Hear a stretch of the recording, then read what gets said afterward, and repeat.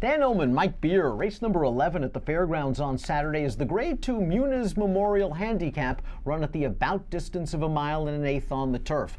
Let's meet this field. We've got the Pegasus World Cup turf winner in here. That is the number 7 Bricks and Mortar, who returned from an elongated layoff to win his prep for the Pegasus World Cup turf in triple-digit buyer fashion, and then he didn't disappoint. Big Fig 106 again. He's obviously the horse to beat, but I got to admit, Mike, that Pegasus World Cup turf, apart from 1 or 2 horses, wasn't a very strong race. That's true. I mean, when you put up that kind of money, I hear what you're saying. On the other hand, I don't know, how much stronger is this field than that one? I don't know if it's that much stronger. Listen, this horse was really good as a 3-year-old before he missed all that time. And it's pretty clear, based off his first 2 starts back, that he didn't lose anything in his time away. I mean, I really liked his return race at Gulfstream. It was obviously just a prep, but he won that race under very strong handling. And, you know, really good trip or not last time in the Pegasus World Cup turf, and he did get a really good trip. He was much the best that day. He's a little bit more than a length away from being a perfect 8 for 8 in his career. He has tactical speed. He's not a plodding sort. He's not really a one-run closing type. Bricks and Mortar can be placed wherever Irad Ortiz wants him within the context of the race. And it'll be interesting to see what Timeform US has to say about where Bricks and Mortar will be after the first half mile. And they've got him sitting in mid-pack, which will be comfortable. Now, Timeform US will adjust these pace projectors after the official scratches, and there is a big scratch expected. The number 4 Bandua, as of this video on Thursday, is expected to run on dirt on Saturday in the New Orleans handicap, and the horse on the outside, the 10 Silver Dust, expected to sit 3rd, is also expected to run in the New Orleans. So that might make things a lot easier for First Premio, who could be very loose on the lead for trainer Mark Casse. Now,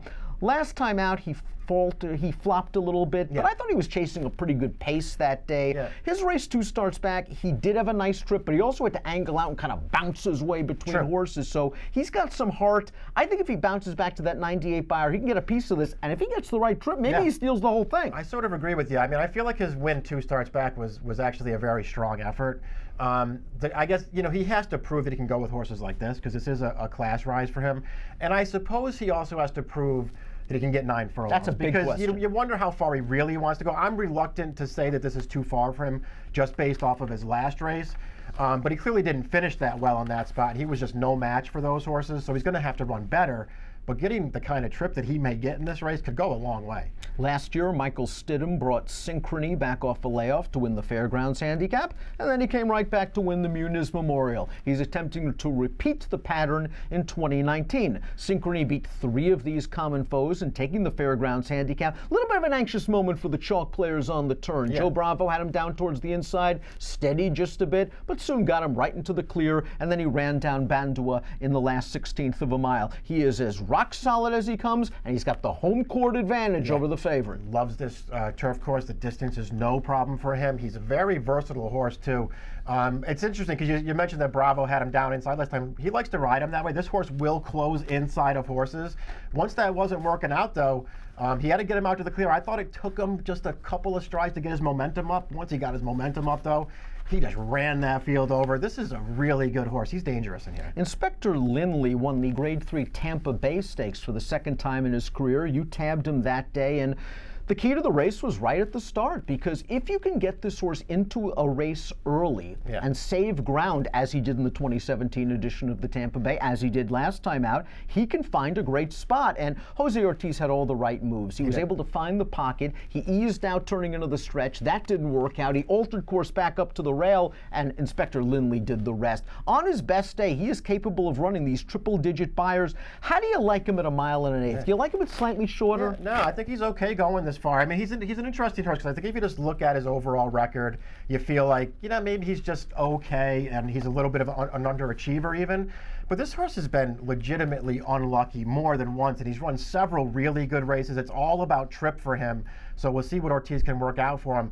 The way that you laid out that pace projector early, especially with some scratches coming up, this horse could get forward and into a nice trip in this race. And if he gets the right trip, this is the kind of race where he can be really effective. This is an underrated horse. And he's going to be a nice price, 6-1 on the morning line. Mark it off is 20-1 on the morning line. Not the classic winning profile, 2 for 22 lifetime. The great Michael Maker took blinkers off last time out, and he responded with an improved performance, rallying off of a hot pace to finish third. I'm not sure he's going to get that kind of scenario in here, and if you're going to bet a true closer, is it really mark it off? Yeah, it's probably not. And listen, he did his best last time. He finished third in that race. They picked up a nice check with him in a grade 3 placing.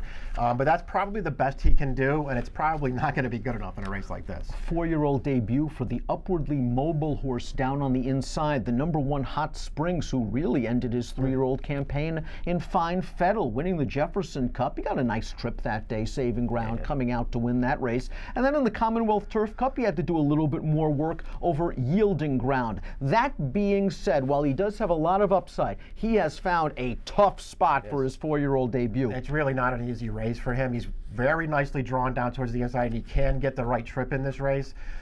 It's just a question of whether you think he can take a step forward. The good news for this horse is he's got some talent, and he really is the one horse you can point to here and say, this horse could really start improving very quickly. And if he takes a step forward in here, he could get a piece of this. Final Copy has won a stakes race at 1 1/8. That was a very long time ago at Woodbine, back in 2017. And in the interim, he's sort of found his niche at longer distances. He ran 4th in his most recent start during the Keeneland Fall Meet, and I really couldn't find any excuses that day. It looked like he got a nice easy lead, and he just wasn't good enough when the sharp Zulu Alpha came calling. This is a horse, to me, it looks like he's prepping for that long distance race at Keeneland that they run during the spring. I think they probably are. It's interesting though, Dan, because this horse he started out pretty good, going 9 furlong turf races, and for some reason they decided that he's more of a marathoner. They want to go 1.5 miles, 1.5 miles.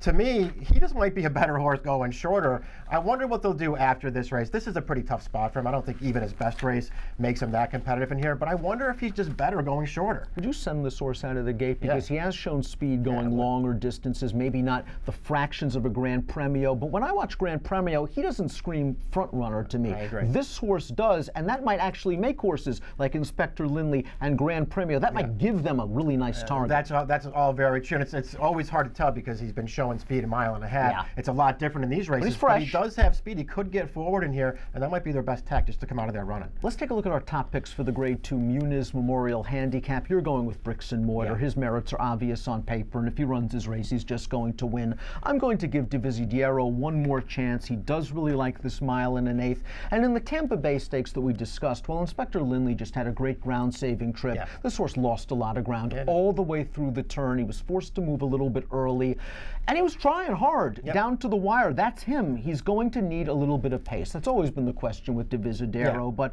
I like him getting back to 1 1/8. I like him with that race under his belt.